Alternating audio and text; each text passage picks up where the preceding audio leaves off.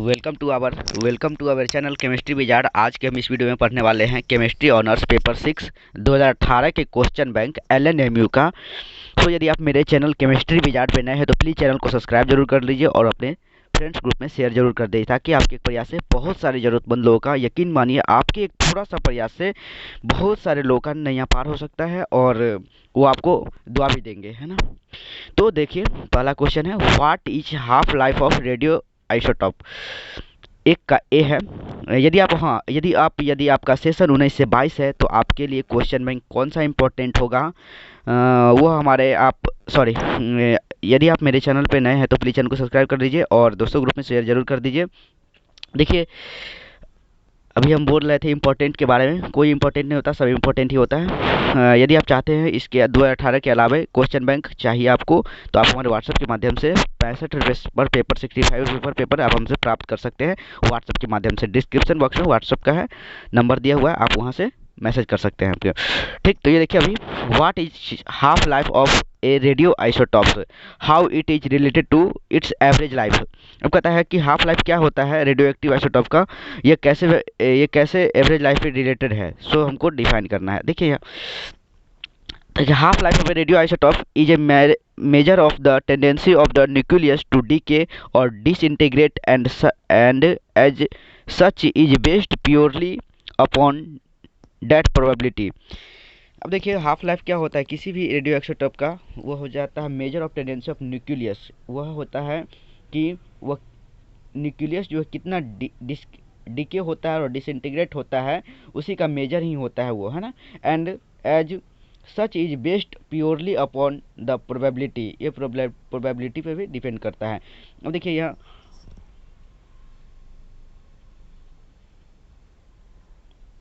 the half life is independent of the physical state, solid, liquid, gas, temperature, pressure, the chemical compound in which the nucleus finds itself, and essentially any other outside influence. It is independent of chemistry of atomic surface and ordinary physical factor। कहता है कि half life जो होता है वह independent होता है किसके, फिजिकल स्टेट के, जैसे सॉलिड हो गया, लिक्विड हो गया, गैस हो गया, टेम्परेचर हो गया, प्रेशर हो गया, इस सब से यह इंडिपेंडेंट होता है। कौन, हाफ लाइफ जो होता है वो इंडिपेंडेंट होता है फिजिकल फैक्टर से, right.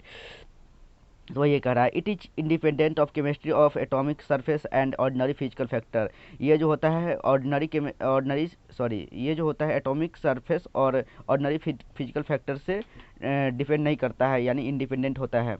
The only things which can change the half life is direct nuclear interaction with a particle from outside। यही कुछ इसका एग्जाम्पल है। जैसे a high energy collision in an accelerator, किसी एक्सीलेटर द्वारा हाई एनर्जी जो होता है कॉलिजन होता है, तो वो क्या होता है, देखिए उसको एग्जाम्पल के थ्रू हम लिख दिए हैं। आई होप कि आपको एक का ए समझ में आया होगा। अब चलते हैं एक का अगला क्वेश्चन। अब देखिए, एक का भी क्वेश्चन है, tetrahedral complex are generally high spin. तो टेट्राहेड्रल कॉम्प्लेक्स जो होते हैं, वो टेट्राहेड्रल जितने भी होते हैं वो जनरली हाई स्पिन क्यों होते हैं, उसका कारण को हमको डिस्क्राइब करना है। देखिए, ये वीडियो थोड़ा लंबा हो सकता है क्योंकि इसमें हम क्वेश्चन बैंक के जो भी क्वेश्चन है वो हम सब तो नहीं, लेकिन कुछ को हम ज़रूर कवर कर रहे हैं। सो ये वीडियो थोड़ा लंबा हो सकता है, सो इसको लास्ट तक वॉच कीजिएगा, तभी आपको कुछ समझ में आएगा। और हाँ, नोट्स जरूर बनाते जाइएगा और कमेंट बॉक्स में अपनी राय जरूर लिखिएगा, ताकि आपके एक सा छोटा सा कमेंट से हमारा मोटिवेशन मिलता है और मोटिवेशन की वजह से ही हम वीडियो बना पाते हैं, वरना हम वीडियो नहीं बना पाते हैं। और हाँ, सब्सक्राइब जरूर कर दीजिए, ताकि आपके लिए हम मेहनत कर रहे हैं। देखिए, एक बदले में हम आपसे कुछ नहीं मांग रहे हैं, बस सिर्फ छोटा सा एक लाल कलर का बटन है, उसको आपको प्रेस कर देना है, बस इतना सा हम बात मांगते हैं हम आपसे। देखिए, तो a complex can be classified as high spin और low spin type when talking about all the molecular geometrics, crystal splitting energy and pairing energy. These two quantity determine whether a complex is low spin और high spin. Tetrahedral complex are generally high spin because tetrahedral complex has high splitting energy and pairing energy. कहता है कि किसी भी complex का हम लोग high spin और लो स्पिन में तभी हम लोग डिसाइड कर पाएंगे जब हम उसके मॉलिक्यूलर ज्योमेट्रिक्स यानी क्रिस्टल फील्ड स्प्लिटिंग एनर्जी और जिसको हम लोग डेली से दिखाते हैं, और पेयरिंग एनर्जी जो होता है पी, वही दो फैक्टर होते हैं जो डिटरमाइन करते हैं कि वो कॉम्प्लेक्स हाई स्पिन होगा या लो स्पिन होगा। जिसका ये दोनों मान ज़्यादा होता है, स्प्लिटिंग एनर्जी और क्रिस्टल फील्ड CFS यानी क्रिस्टल फील्ड स्प्लिटिंग एनर्जी जिसका ज़्यादा होगा, या पेयरिंग एनर्जी जिसका ज़्यादा होगा, वो ज़्यादा स्पिन होगा और जिसका कम होगा वो लो स्पिन होगा, कम स्पिन होगा। तो टेट्राहेड्रल कॉम्प्लेक्स का जो होता है वो दोनों ज़्यादा होता है, इसीलिए टेट्राहेड्रल कॉम्प्लेक्स जो होते हैं वो जनरली हाई स्पिन होते हैं। आई होप कि आपको एक का बी भी समझ में आया होगा। अब देखिए एक का डी है, ground find out ground term for D3 and D4 species. अब D3 और D4 स्पेसीज का ग्राउंड टर्म निकालना है। तो देखिए हम आपको बताते हैं, यहाँ तो रॉन्ग हो गया, हम आगे पढ़ना है इसको डिस्क्राइब करते हैं। यदि जो लोग अभी नया हैं तो मेरे चैनल पे नया है तो मैं आपको बता दूं कि मैं इस केमिस्ट्री विजार्ड चैनल पे BSc chemistry honours part 1, part 2 और पार्ट 3 के वीडियोज़ को अपलोड करता रहता हूं। साथ ही साथ क्वेश्चन बैंक भी प्रोवाइड करवाता हूं। सो आपको क्वेश्चन बैंक चाहिए तो आप हमारे व्हाट्सएप के माध्यम से हमसे प्राप्त कर सकते हैं, मात्र 65 रुपये पर पेपर के अनुसार से, राइट। तो आपको चाहिए तो आप हमारे व्हाट्सएप के माध्यम से प्राप्त कर सकते हैं। डिस्क्रिप्शन बॉक्स में चेक कीजिए अभी नंबर और मैसेज कीजिए हमें फर्दर। तो देखिए D3 का आपको हम बता दें कि D3 जो है उसको हम लोग जानते हैं कि इसमें 5 ऑर्बिटल होते हैं, 1 2 3 4 5 है ना। और ये जो है स्पिन मल्टीप्लिसिटी जो होता है, ये एस का मान जो है प्लस हाफ, ये क्लॉकवाइज के लिए प्लस हाफ होता है, तो वही है। और इसके बाद ये एल वैल्यू है, उसके बाद एस का एल वैल्यू 0 होता है, पी का 1 होता है, डी का 2 होता है, एफ का 3 होता है। सो आपको आना चाहिए एल वैल्यू जो सबका हो जाएगा, तो इस सबको जोड़ देंगे तो हमारा एल वैल्यू जहाँ तक निकालना है उस सबको ऐड कर देंगे तो हमारा 3 है, यानी एफ आ रहा है। अब L plus S plus 2 S plus 1, spin multiplicity 2s plus 1 होता है, तो अब हम निकाल देंगे तो ये 3 प्लस 1 4 हो रहा है। और जे बराबर जो होता है वह जे हम निकाल देंगे। तो जे निकालने के लिए हम लोग क्या करते हैं, एल माइनस एस करते हैं, तो 3 माइनस 3/2 यानी कि 3 दूना 6 में से 3/2 ही हुआ। तो ग्राउंड स्टेट टर्म सिंबल बराबर होता है 2s प्लस 1j, तो इसलिए इसका हो जाएगा 4f 3/2 हो जाएगा, क्योंकि 2s प्लस 1 का मान 4f आया और जे है 3/2 हो गया। तो आई होप कि आपको D3 का टर्म सिंबल निकालने आ गया होगा। अब देखिए D4 का ऐसे ही एज इट इज करेंगे, स्पिन मल्टीप्लिसिटी निकालेंगे तो इसका 5 आ जाएगा। जे का मान s माइनस एल किए। अब आपको कन्फ्यूजन होगा, कभी आप s प्लस एल लिखते हैं जे बराबर, कभी s माइनस एल लिखते हैं, तो अभी आपको अभी ये पता नहीं होगा। यदि आप चाहते हैं कि इस पर एक डिटेल्स वीडियो बने कि टर्म सिंबल निकालने पर, तो आप हमको कमेंट बॉक्स में लिख सकते हैं। आप हम वहाँ से आपकी बातों को देख करके हम वीडियो बनाने का प्रयास जरूर करेंगे। तो ये देखिए अभी फिलहाल इतना समझ लीजिए, जे बराबर एस माइनस एल, तो यहाँ 0 हो जाता है, टर्म सिंबल बराबर हो जाएगा 5d 0 हो जाएगा। आई होप कि आपको ये समझ में आया होगा। अब एक का सी देखिए, hexacyanoferrate second ion is diamagnetic but Fe(F6) 4- is paramagnetic. तो इसके लिए कारण क्या होता है, तो इसका भी कारण होता है आपको हाइब्रिडाइजेशन के कारण। तो देखिए यहाँ हाइब्रिडाइजेशन निकालने के लिए ग्राउंड स्टेट में Fe का, यानी कि ग्राउंड स्टेट में, यानी कि ये नॉर्मल स्टेट में जो होता है इसका वैलेंस इलेक्ट्रॉन को दर्शा देंगे, तो 3d6 4s2 और होता है। और यदि 2 प्लस आयन, यह +2 आयन स्टेट में आएगा तो 2 आयन घट जाएगा, तो ये हो जाएगा। और फाइनली जब FeCN6 4- होगा तो ये 6 पेयर इलेक्ट्रॉन जो है, 6 पेयर ऑफ इलेक्ट्रॉन जो है फ्रॉम Cn- आयन जो है वह कंबाइंड हो जाएगा, हाइब्रिडाइज हो जाएगा, तो sp3d3 हो जाएगा। और हम जानते हैं sp3d3 हाइब्रिड ऑर्बिटल होता है तो क्या हो जाता है, डायामैग्नेटिक हो जाता है। तो देखिए यहाँ अब इसको डिस्क्राइब कर देते हैं। In hexacyanoferrate second ion exist in 2 oxidation state, that is Fe2 plus electronic configuration of Fe2 is 4s0 और 3d6 as Cn- ion is a strong field ligand, it causes the pairing of unpaired 3d electron. Since there are 6 ligands around the central metal ion, the most feasible hybridization is sp3d2 or sp3d2 hybridized orbital of Fe2 plus 6 electron pairs from Cn- ion occupy the 6 hybrid d2 sp3 orbital. Since Cn- is a strong field ligands, it cause pairing, hence it is diamagnetic. तो आप diamagnetic समझ गए कि hybridisation की वजह से हुआ। और आप लोगों को डिटेल्स में वीडियो चाहिए हाइब्रिडाइजेशन पर कैसे वेरी करता है, वो टेट्राहेड्रल होगा या लीनियर होगा, तो आप लोगों ने हाइब्रिडाइजेशन 12th में पढ़ा होगा, है ना। जिसका sp2 होता है वो ट्रायंगुलर होता है ना। उसका प्रत्येक एंगल जो होता है वो कितना का होता है, ये सब आप लोगों ने पढ़ा होगा आई होप। देखिए तो ये तो हो गया FeCN6 4 आयन का। अब ये देखिए FeF6 4 प्लस माइनस का। अब देखिए अब इसका complex oxidation state Fe is +3 state, यहाँ जो है Fe जो है +3 स्टेट में है, राइट। शायद आपको दिख रहा होगा। यदि आपको वीडियो क्वालिटी अच्छी नहीं मिल रही है तो प्लीज़ आप रेजोल्यूशन बढ़ा करके आप देख सकते हैं, तब देखिए पढ़ने वाले जो होते हैं ना वो बहाना नहीं बनाते हैं, वो कैसे भी करके पढ़ लेते हैं। सो आप ऐसी बात मत सोचे कि ये रिजोल्यूशन ख़राब है, हम नहीं पढ़ेंगे, वीडियो छोड़ करके चले गए। ऐसा करने से आपका घाटा होगा, क्योंकि देखिए आपकी जितनी भी ज़रूरी की चीज़ है सब कुछ हमने इसमें कवर करने की कोशिश किया है और थॉरो करने का कोशिश किया, थॉरो बोलने का कोशिश भी किया है। तो यहाँ देखिए ये इलेक्ट्रॉनिक कॉन्फ़िगरेशन इसका जो हो जाएगा Fe+3 का इस इलेक्ट्रॉनिक कॉन्फ़िगरेशन करेंगे तो हो जाएगा 4s0 और 3d5 हो जाएगा, वही यहाँ पर है। अब इसके बाद हाइब्रिडाइजेशन होगा तो sp3d2 हो जाएगा, 6 इलेक्ट्रॉन फ्रॉम Fe+3 आयन, इसीलिए जो है F6 4 minus have unpaired electron, hence it is strongly paramagnetic, इसीलिए स्ट्रांगली पैरामैग्नेटिक है, राइट। आई होप कि आपको ये भी क्वेश्चन समझ में आया होगा।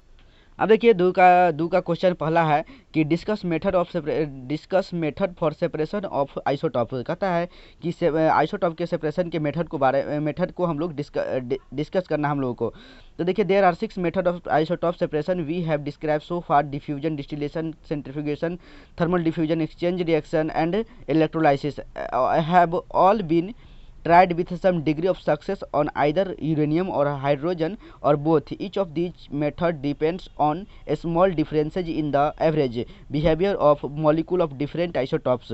देखिए हम आपको डायरेक्ट थॉरो हम इसीलिए बोल रहे हैं क्योंकि आपका समय मेरे लिए भी मूल्यवान है ना, आपका टाइम जो है वो भी मेरे लिए कॉस्टली है। सो हम डायरेक्ट आपको थॉरो बोल रहे हैं ताकि आप नोट्स बना सकें और आप उसको याद कर पाएँ, सो आप अच्छा नंबर ला पाएँ, right.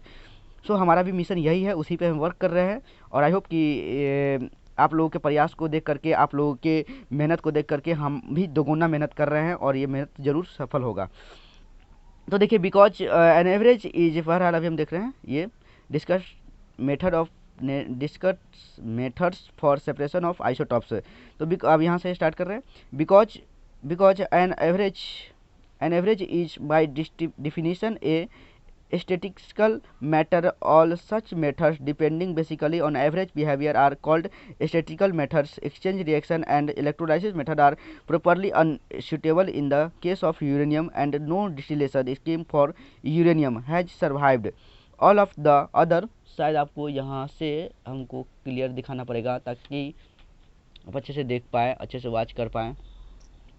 Uranium has survived. All of the other 3 methods have been developed with varying degree of success for uranium, but are not used for hydrogen.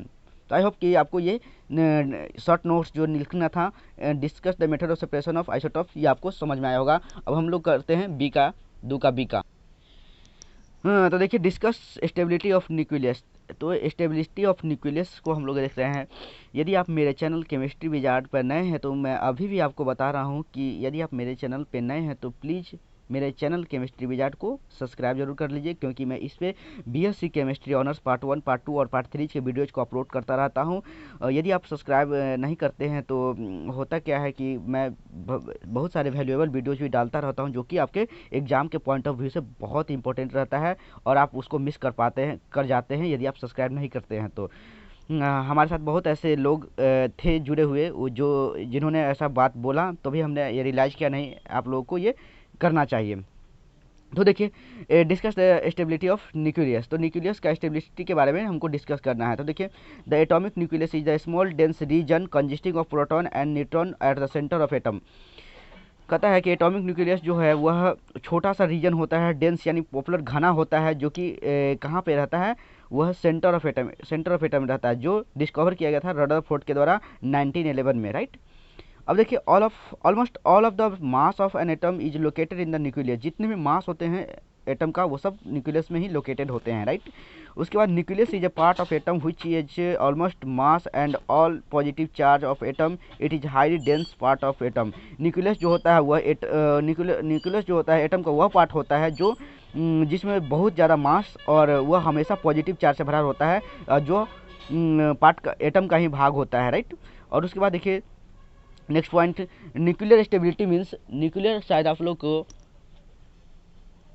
Clearly अब दिख रहा होगा, nuclear stability means that it does not spontaneously emits any kinds of radiation और naturally abundant it can not decay spontaneously. कहता है nuclear stability का मतलब ये है कि यह जो अचानक से किसी भी रेडिएशन को इमिट्स नहीं करता है, है ना, और ये नेचुरली अबाउंडेंट भी होता है, जबकि यह नेचुरली अबाउंडेंट प्रचुर मात्रा में पाया जाता है। It can not decay spontaneously, अचानक जो है स्पॉन्टेनियसली डीके नहीं करता है, राइट। उसके बाद nuclear stability is a concept that help to identify the stability of an isotope. कहता है न्यूक्लियर स्टेबिलिटी एक कॉन्सेप्ट है जिसके द्वारा हम लोग, जिसकी मदद से हम लोग किसी भी आइसोटोप के स्टेबिलिटी को हम लोग आइडेंटिफाई कर सकते हैं, राइट। उसके बाद देखिए there are two main factor that determine nuclear stability are the neutron. कहता है न्यूट्रॉन को प्रभावित करने वाले दो मेन फैक्टर होते हैं जो न्यूक्लियर स्टेबिलिटी को प्रभावित करते हैं। देखिए क्या है आगे, सो आगे देखेंगे हम लोग। तो देखिए पहला है NY/Z रेशियो, यानी कि neutron proton ratio and the total number of nucleus in the total number of nuclear in the nucleus. तो ये देखिए दो मेन फैक्टर है, NY/Z ratio, proton neutron ratio, और जिसका बाइंडिंग एनर्जी ज़्यादा होगा वो भी बाइंडिंग एनर्जी पर भी डिपेंड करता है। Number of proton and number of neutron even और ऑड उस पर भी डिपेंड करता है। तो आई होप कि आपको दो का 20 समझ में आया होगा। अब तीसरा देखिए, ये वीडियो थोड़ा लंबा हो सकता है, मैं बार बार आपको लोगों को कह रहा हूँ, प्लीज़ आप लोग वॉच कीजिए लास्ट तक, तभी आपको समझ में आएगा, और नोट्स बनाते जाइए, वरना कोई फ़ायदा नहीं है। नोट्स बनाने के साथ साथ आप लोग उसको रियलाइज़ कीजिए, तभी आप लोगों को समझ में आएगा, वरना ऐसे ही आपके माथा से बाउंस करेगा। सो देखिए यहाँ discuss the chemistry of vanadium with respect to following. कहता है कि केमिस्ट्री ऑफ वेनेडियम के बारे में लिखना है। तो देखिए वेनेडियम एटॉमिक नंबर 23 होता है, ग्रुप 5 होता है, पीरियड चौथा होता है, सिंबल 5 होता है, यूज। अब हम आपको ये नहीं बताएंगे ग्रुप 5 कैसे हुआ, ये 12th बच्चों वाली क्लास बात है, इसीलिए मैं आपको ये नहीं बताऊंगा, सिर्फ आपको हम थोड़ा बता रहा हूँ। इससे पहले हम बता चुके हैं, कई बार बता चुके हैं, मेरी ओल्ड वीडियो में देखिएगा, आपको मैं बहुत डिटेल्स में बताया हुआ है। सिंबल इसका भी होता है, यूज जो होता है फेरोवेनेडियम एलॉय स्टील कहलाता है, कैटलिस्ट जो होता है वेनेडियम पेंटाऑक्साइड होता है, राइट, V2O5 होता है, कैरेक्टर जो होता है मेटल होता है, राइट। तो ये था इसका पोजीशन इन पीटी। अब इसके बाद ओर्स एंड रिस्ट्रक्शन के बारे में जानेंगे। तो देखिए आगे, तो गाइस देखिए अब ओर्स एंड रिस्ट्रक्शन के बारे में पढ़ेंगे। तो देखिए इसके ओर्स जो होते हैं पेट्रोनाइट, जिसका ये फार्मूला होता है V2S5, और उसके बाद वेनेडिनाइट, उसका फार्मूला होता है PB5 into VO4 whole thrice into Cl। उसके बाद होता है carnotite K into VO2 whole into VO4 into 3H2 होता है, राइट। अब देखिए कैसे एक्सट्रैक्ट किया जाता है इसको, वेनेडियम को होता है vanadium is extracted from carnotite as a coproduct with uranium by leaching the ore concentrate with sulfuric acid and sodium chlorate. Their vanadium in turn is extracted in the organic phase striped with 10% soda ash solution and precipitate with ammonium sulfate. The ammonium metavanadate precipitated is filtered, dried and calcinate to vanadium pentoxide, है ना। तो ये जो है ये process बताया गया है, ये ऐसे ऐसे बनता है। सो आप इसको लिख लीजिएगा, नोट्स बना लीजिएगा। उसके बाद देखिए ऑक्सीडेशन स्टेट जो होता है vanadium shows -1 to +5 oxidation state, but only some compound exist -1 और 0 and +1 oxidation state, these are unstable. जिसके भी -1 और 0 और +1 ऑक्सीडेशन स्टेट होते हैं वेनेडियम में, वह अनस्टेबल माना जाता है, राइट। तो ये था ऑक्सीडेशन स्टेट। अब हम लोग अब आगे देखते हैं। देखिए अब देखिए ऑक्साइड ऑफ वेनेडियम, तो वेनेडियम का ऑक्साइड जो होता है VO, यहाँ +2 ऑक्सीडेशन स्टेट में रहता है, और उसके बाद वेनेडियम +3 स्टेट में होता है V2O5, इसका नाम है वेनेडियम ट्राईऑक्साइड। उसके बाद वेनेडियम 4 ऑक्सीडेट में रहता है, तो उसका नाम है वेनेडियम टेट्राऑक्साइड, राइट। और वेनेडियम 5 स्टेट में रहता है, तो वेनेडियम पेंटाऑक्साइड है, राइट। अब देखिए मैग्नेटिक प्रॉपर्टी। अब वेनेडियम का मैग्नेटिक प्रॉपर्टी क्या होता है, vanadium shows diamagnetic behaviour in +5 due to empty D orbital. कहता है वेनेडियम जो है वह डायामैग्नेटिक होता है, क्योंकि उसका डी ऑर्बिटल जो होता है वह इनकम्प्लीट होता है, यानी एम्प्टी होता है, राइट। तो आपको था ये ऑक्सीडेशन ऑक्साइड ऑफ वेनेडियम। अब है मैग्नेटिक प्रॉपर्टी हो गया। अब है acid base nature of oxide, reaction with acid. अब देखिए वेनेडियम जब एसिड से रिएक्शन करता है तो वेनेडिक एसिड बना देता है। तो ये देखिए ये मेटावेनेडिक एसिड है। रिएक्शन विथ बेस करता है तो वेनेडेट बना देता है। तो यही है इसका रिएक्शन। तो आई होप कि आपको ये क्वेश्चन समझ में आया होगा। चौथा का क्वेश्चन, एक और क्वेश्चन करते हैं क्योंकि वीडियो लंबा हो रहा है, उसके बाद हम वीडियो को एंड कर देंगे। यदि आप लोग चाहते हैं इसका पार्ट 2 आए तो आप वीडियो को कमेंट में हमें कमेंट करें, उस पर हम जरूर वीडियो बनाने का कोशिश करेंगे। देखिए discuss the chemistry of liquid SO2 as a solvent. कहता है कि liquid SO2 as a solvent के रूप में इसका केमिस्ट्री का वर्णन कीजिए।